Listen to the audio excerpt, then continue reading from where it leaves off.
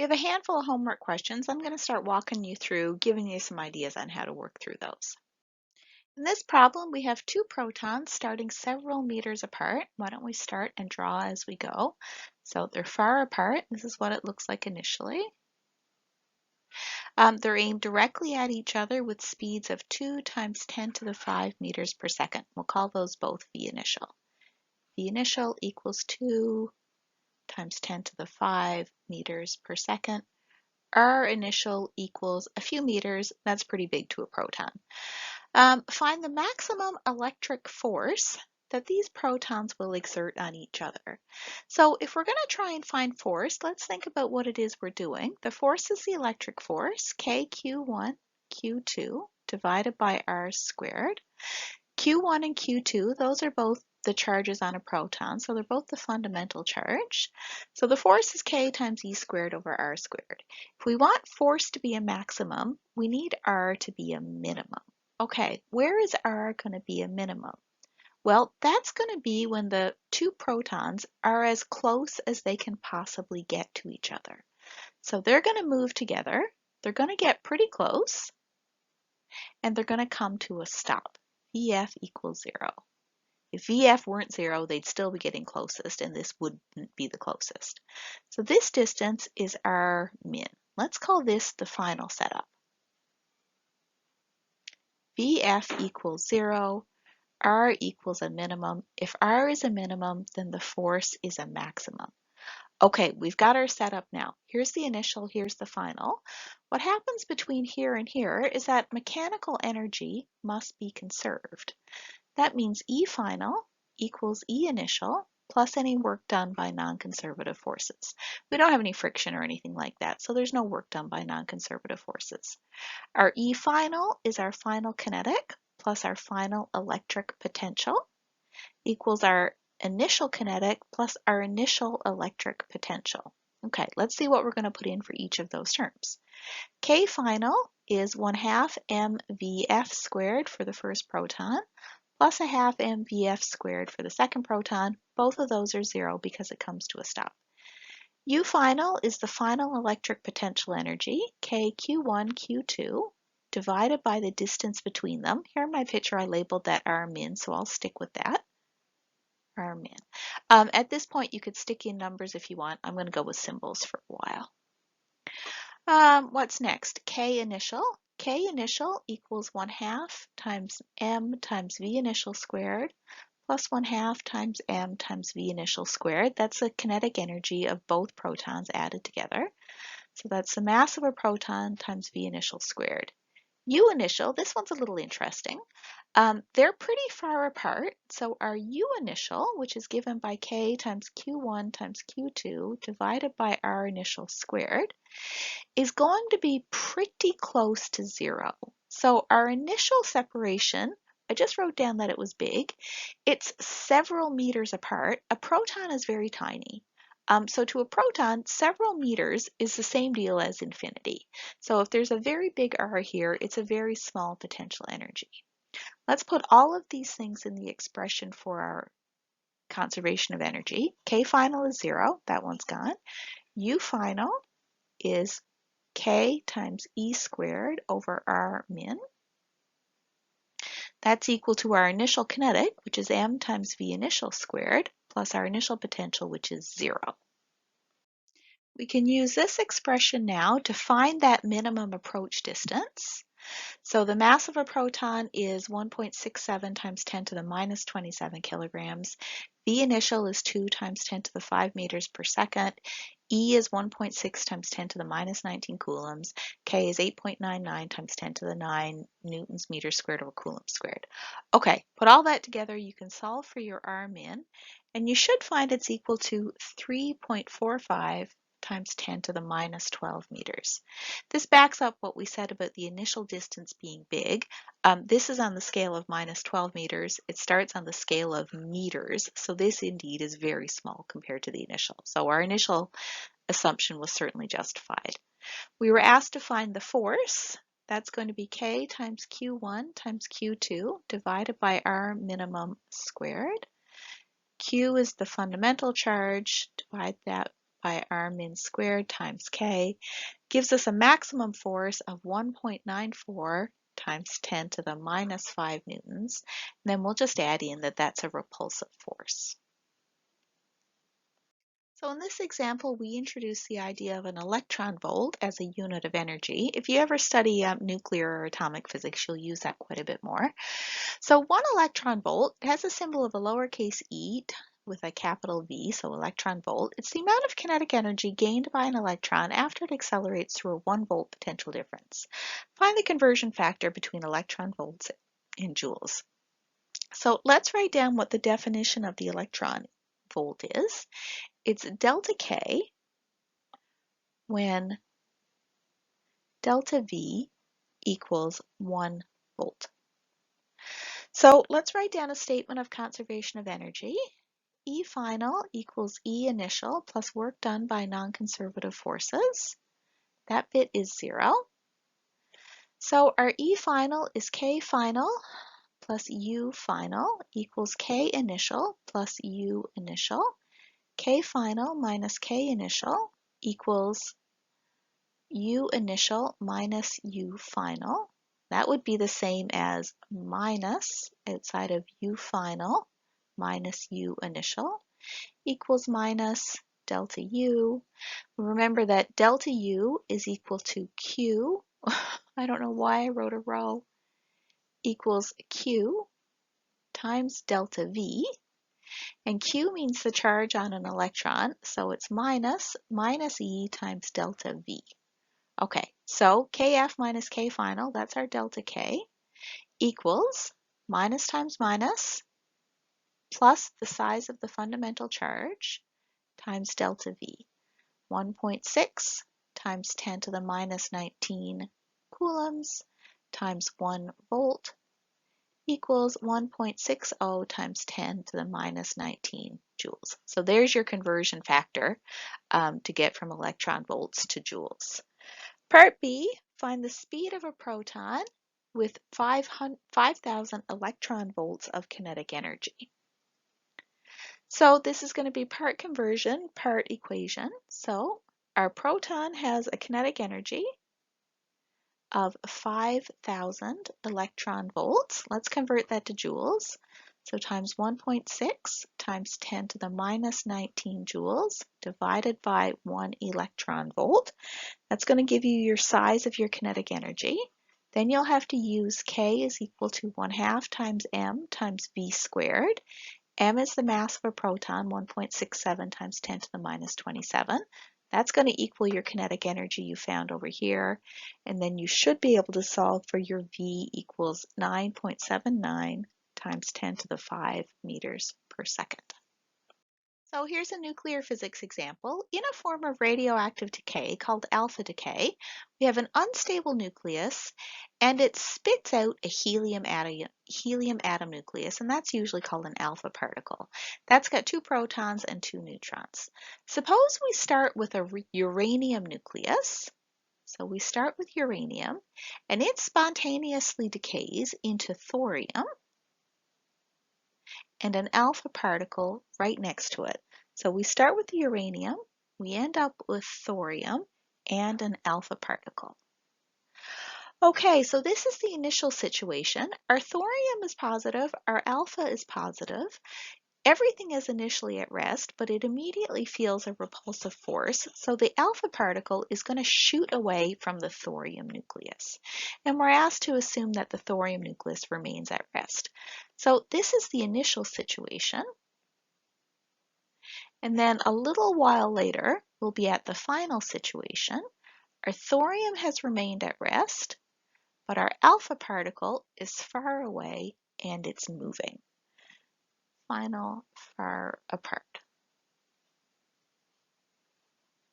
All right, so there's our setup. This is going to be a conservation of energy problem. Where this is initial, we're all potential energy. This is the final, we're all kinetic. So let's get some notes down here. We're going to use conservation of energy. E final equals E initial plus any work done by non-conservative forces.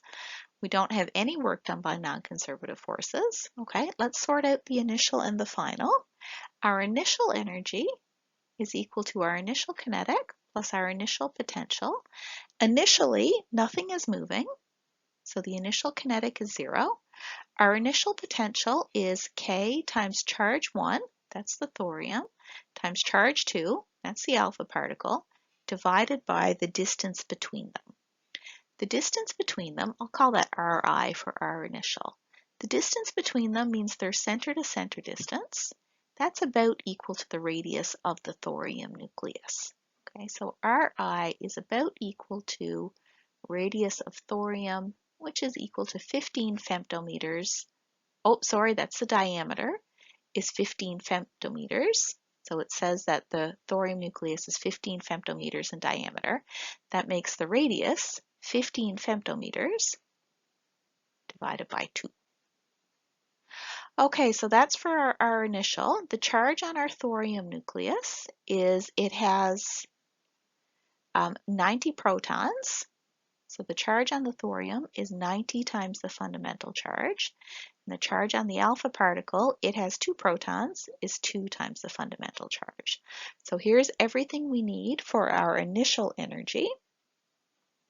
For our final energy, this is when they are very far apart. So our final mechanical energy is K final plus U final, where our K final equals the final kinetic energy of thorium plus the final kinetic energy of the alpha particle. The thorium, we're told, stays at rest. So we've got 1/2 times the mass of the alpha particle times its speed squared. Okay, what about the final potential energy? U final equals K times the charge of the thorium times the charge of the alpha divided by R final. Oh, I wrote in squared, that's out of habit from force. Just R final, not squared. R final is very big, they're far apart, so our U final is about equal to 0. Okay, we're trying to find this final velocity, so the only other bit of information we need is m of the alpha particle. We're told that m of the alpha particle is 4 times the atomic unit. And you might have to look this up in a book. The conversion factor is 1U equals 1.66 times 10 to the minus 27 kilograms. Okay, so this goes in for E initial, this goes in for E final, and then you should be able to work it out, solve for your V final, and see that that's equal to 4.08 times 10 to the 7 meters per second. So in this problem, we have an arrangement of charges to get an electric potential equal to 5,000 times x squared along the x-axis. A particle of charge Q, which is 10 nanocoulombs and the mass is 1 gram, it moves in this potential with turning points at plus and minus 8 centimeters. So if we had an x-axis right here, there's x equals 0. What happens is this charged particle moves back and forth between x equals minus 8 and x equals plus 8. So it moves back and forth like this. This might remind you a little bit of a mass bouncing back and forth on a spring. So when it gets here, it turns around, comes back. When it gets here, it turns around and comes back. The place where the speed is the biggest is right here, is at the middle. Okay, so this is a conservation of energy problem. We know that our total mechanical energy equals kinetic plus potential is equal to a constant. So we can write down the total mechanical energy as maximum kinetic plus minimum potential, because when U is smallest, K will be biggest. Or we could find it by saying, well, when our kinetic was the smallest, our potential would be the biggest. Okay, so out here, this is where it turns around. There's no kinetic here, it's all potential. That corresponds to this. Here at the middle, this is where the potential energy is the smallest, it's going the fastest. This is where the kinetic energy is the maximum. That corresponds to this one. So let's use this statement of conservation of energy and let's figure out the maximum speed by finding the maximum kinetic energy. So K max equals 1/2 times m times V max squared. U max, now we're given the equation for the potential. To find the potential energy, it's going to be the charge, that's 10 nanocoulombs, by V maximum. So that's Q times 5,000 times the maximum distance. The maximum distance is 8 centimeters. That has to be squared. Our K minimum, that happens where it's stopped, where it's turning around. That's out here. So K minimum is 1/2 times M times V minimum squared. Your V minimum is 0. And our U minimum, that happens where we have Q times V minimum equals Q times 5,000 times V is a minimum, so it's 5,000 times X squared. V is going to be the smallest when X is equal to 0. Equals 0. Okay, we'll put this in for our kinetic, we'll put this in for our potential, we'll put this in for our minimum kinetic, we'll put this in for our minimum potential, and we should be able to solve to find that our maximum speed is equal to 0.0253 meters per second. So this example is pretty similar to some stuff done in the lectures, slightly different geometry. So let's go through this a little bit. I'll give you the setup. You should be able to finish it on your own, no trouble. So we have a rod. We're putting the origin right at the center of the rod. The x-axis is horizontal. We're going to try and find the electric potential at some point on the x-axis. So that's at a distance x from the origin. So we'll start by drawing our rod. Let's put in the coordinate system. There's the y-axis. There's the x-axis. Usual, our first step is to identify some little bit of charge dq. We know that dq makes an element of potential dv. We know that that element of potential is k times dq divided by r, and our total potential will be the integral of dv. Okay, let's get some coordinates identified on our picture. So our distance x is from the origin to the point where we're trying to find the electric potential. So this distance is x. In our equation, k dq over r is your distance from your charge to your point. R is from here to here. Let's label that one. The length of our rod, let's call that L. And our origin is here at the center. So right off the bat, so the whole length is L. That means half of the rod has length L over 2. The other half has length also L over 2. Okay, let's see where we're going to go with this. Let's get started with our integral. V is equal to the integral of dv. So it's the integral of k times dq divided by r. So far, so good. Let's deal with dq next. The way we deal with dq is we say the amount of charge in this little element of charge is the linear charge density lambda times the length of our element of charge. The length of our element of charge is a little bit in the x direction, so it's dx. Okay, if I put in my integral down here, dq equals lambda times dx, I'll be integrating with respect to x, but I'll have an r in my equation. That leads to a little bit of confusion. Let's see if we can simplify. So dx is a little bit in the horizontal direction. Our distance r is also horizontal. So a little bit in the x direction, dx, could just as well be called a little bit in the r direction, dr, because both of those are horizontal. They're both in the same dimension. So dx and dr are the same.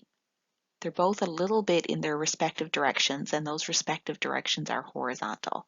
Okay, this simplifies our integral immensely. We've got the integral of k times dq, which is lambda times dr, divided by r. Constants come out front. We're integrating 1 over r dr. Let's get the limits of our integral narrowed down. So we're going to integrate from one end of the rod to the other, so from the left end to the right end. How do we write down what those limits are? Well, our first r will go from here to here. So that's our initial value of r, is this entire distance. This entire distance is x plus this half of the rod, L over 2. So our initial r is the distance between the left end and our point. So from the left end to your point is the distance x plus L over 2. Hopefully that's clear. So our initial equals x plus L over 2. The right end of the rod, so our final distance of r, is from here to here. So this total distance is going to be x subtract L over 2. So our final value of x is RF equals x minus L over 2. When we do our integral, that's the natural log of r. So the integral of 1 over r is natural log of r. That's going to be evaluated at x minus L over 2 to x plus L over 2. And then ultimately our answer is going to be v equals k times lambda times the natural log of x minus L over 2 divided by x plus L over 2. And then just to make sure our potential stays positive, because we know our charge is positive, we can put in absolute value signs there if we wish. For this example, we have a positively charged rod with length L, and we're going to try and find the electric potential at some point above the midpoint, so a distance z above the midpoint. We'll start the usual way. Let's draw our rod. Let's put in our coordinate system. This time the vertical axis is z. We begin by identifying a small element of charge, dq. I'm going to draw that right here. And I'm going to put my point P on my diagram. So I want my electric potential right here. I know that this distance is equal to z. Okay, so to find my net potential V, I'm going to add up all my little contributions dV. That's the potential made by each little piece of charge. dV is equal to K times dQ divided by R. Let's put R on the picture. It's the distance between your charge and your point. So this is our distance R. X is your distance along the horizontal. So this is X. At this point, we notice that R is the hypotenuse of a right angled triangle where the legs are X and Z. So R squared equals X squared plus Z squared, or R equals the square root of x squared plus z squared. That takes care of our r. How about our dq?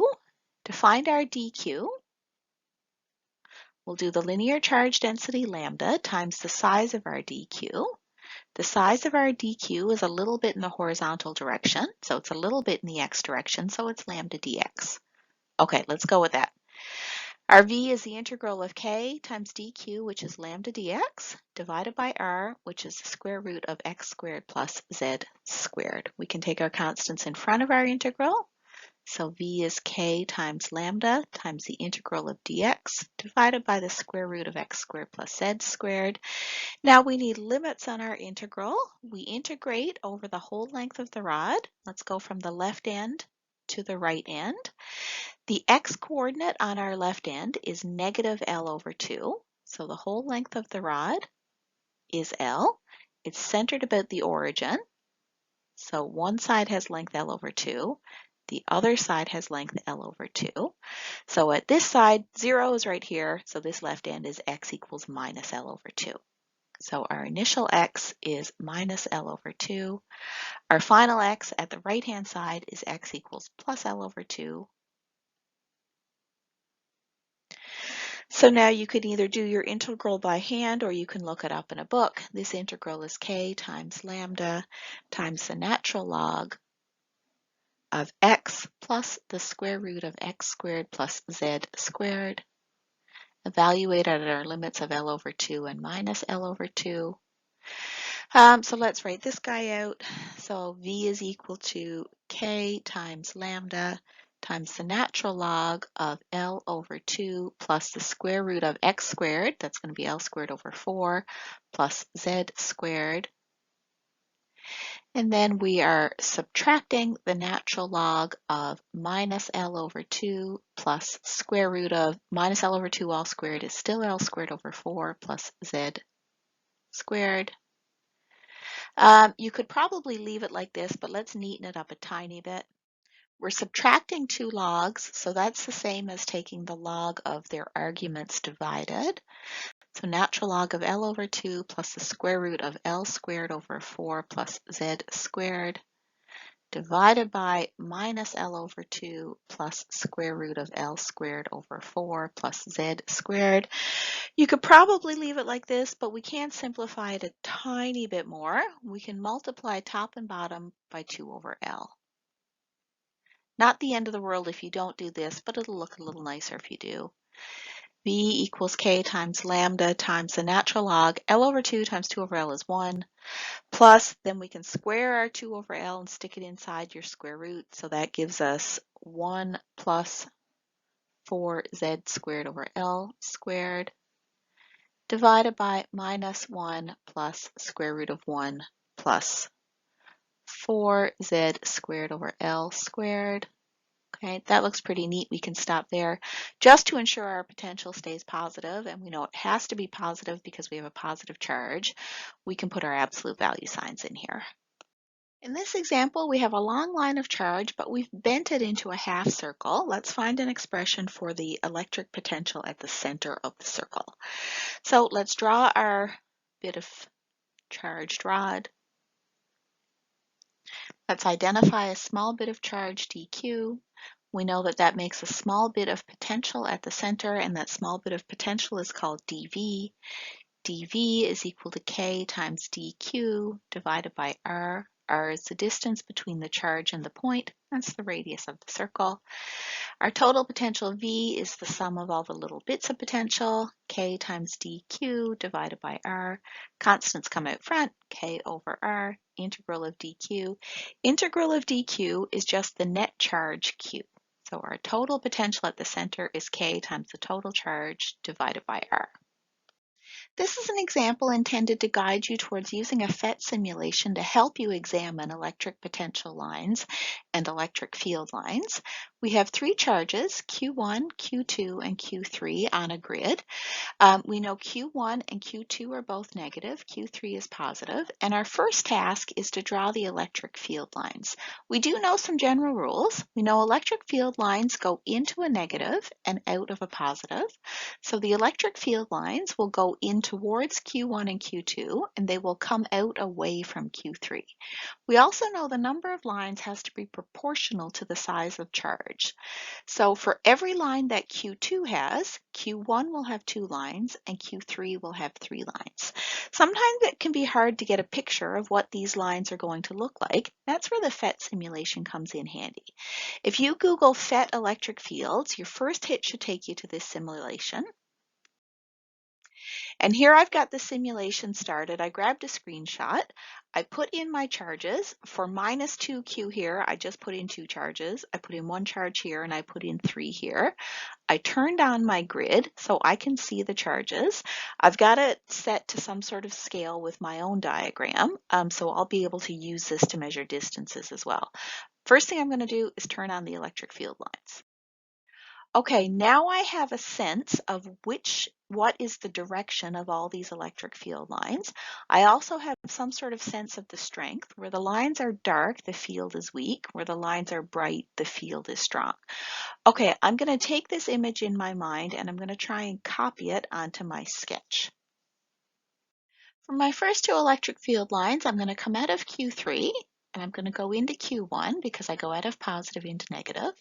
I'm going to come out of Q3 and go into Q2. This matches more or less what the picture shows. Now I'm going to think about my distribution. For every 1 line in Q2, I need 2 for Q1 and I need 3 for Q3. That means I need another line coming into Q1, looks something like this, and another line going out of Q3, something like this. Okay, I'm going to do this again. I'm going to go from Q3 to Q1, and I'm going to go from Q3 to Q2. I need another line coming into Q1, and I need another line going out of Q3. Okay, so far so good. My proportions are looking right. I'm going to try and do it one more time. Q3 to Q2, Q3 to Q1, another line for Q1, and another line for Q3. Okay, this is not bad. These are my set of lines. I've got the right proportion of the number of lines. 3 lines here, 6 here, 9 here. I'm coming out of the positive and I'm going into the negative, and my shape more or less matches what I have on my simulation. When it comes to drawing equipotential lines, and we have to do that for a set of equipotentials, we know a few things. An equipotential line is one single line along which the potential is constant. We know electric field lines point towards lower potential, so we'll have smaller numbers here. and we'll have bigger numbers here. And we know that the equipotential lines are going to be perpendicular to the electric field lines. In a system of charges like this, it can be hard to draw those field lines right off the bat, so that simulation can come in pretty useful again. So this is our equipotential map. To create this, I just pulled over my electric potential sensor, put it in the spot where it had the potentials I wanted, and I clicked draw. That led me to this map. This picture is pretty full, so I do have a second picture. Here I turned off the electric field and I turned off the grid. So this is a nice clear picture of what the electric potential lines look like, the equipotential lines. I'm going to try and copy this picture onto my hand-drawn picture with the electric field lines. Okay, I'm just going to draw freehand here. I'm probably not going to be perfect. I'll go something like this. Then we've got our eggs around Q1 and Q2, something like this. A little bigger around Q1. Trying to stay perpendicular to those electric field lines. It's hard to be perfect, but we'll do our best. Then we're coming around Q3. They're pretty close to circles that we get as we get closer to our point charges. Okay, so that's not a bad sketch of the equipotential lines. Oh yes, we should label these as well. So this is our 0 volts here, and then we got minus 10 volts, minus 20 volts, and minus 30 right in close. Minus 10, minus 20, minus 30. This one is 10 volts, 20 volts, and 30 volts. Okay, so there's our equipotential lines. Now our question asks us to find the magnitude at point A in the diagram. First thing we need to do is translate our point A. So on our picture, if we're looking at the hand-drawn picture, our origin is right here. It's a meter to the left and a meter down from our charge Q2. So this is our origin. This is 0 and 0. And then our point A, relative to the origin, comes over this far and down this much. So our point A is right here. And I did pick this point A quite on purpose so that it would cross the 0 volt line. So here's our point A. The potential on point A is the same as the potential everywhere on this line. It's 0 volts. So 0 volts. We're asked to find the electric field at point A. We could draw the electric field if we want. We know that it's perpendicular to the equipotential lines and it goes from high towards low potential. So there's what our electric field looks like. To find the magnitude of our electric field, there are two ways to do it. You could do KQ over R squared for this one, KQ over R squared for this one, KQ over R squared for this one. You'd get three vectors right here. You'd have to break them into the components, sum up your x's, sum up your y's, and then find your net electric field, and then do the x squared plus the y squared, take the square root. That will give you the magnitude of this electric field vector. You could also remember that the size of the electric field is the change in potential divided by the change in distance. So we're looking for a change in potential over the change in distance. We see that point A is in the middle between these 2 points. So if we do delta V over delta R between these 2 points, that's going to give us the magnitude of the electric field at the middle, which is at point A. Okay, so let's take right here as our final point. V final equals minus 10 volts. Let's take right here as our initial point. V initial equals plus 10 volts. Next, the slightly tricky bit is you have to measure. You got to grab a ruler and you have to measure what is the distance from here to here. So I measured this off and I used this scale right here to take my measurements and put it into the scale of the diagram. And what I found was that delta R for this point right here, delta R equals 0.855 meters. Okay, so I can put this in my expression for the electric field. I've got 10 volts, subtract negative 10 volts. I'm dividing that by 0.855 meters. And I get a magnitude of my electric field